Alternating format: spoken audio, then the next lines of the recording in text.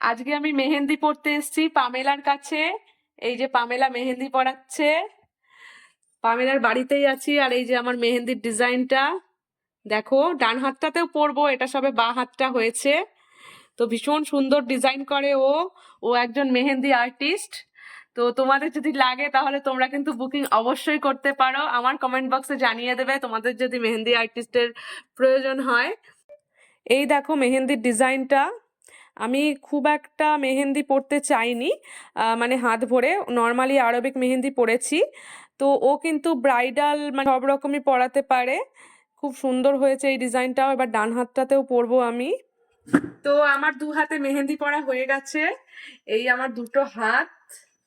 কেমন হয়েছে তোমরা একটু জানাবে। টাইমের অভাবে মানে খুবই টাইমের অভাব, ছেলেকে আনতে যেতে হবে, ছেলে পড়তে গেছে, ওর ছেলেও পড়তে গেছে, আমার ছেলেও পড়তে গেছে।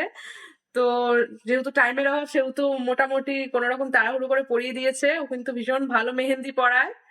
তো মেহেন্দির ডিজাইন গুলো কেমন হয়েছে তোমরা কিন্তু অবশ্যই কমেন্ট করে জানাবে।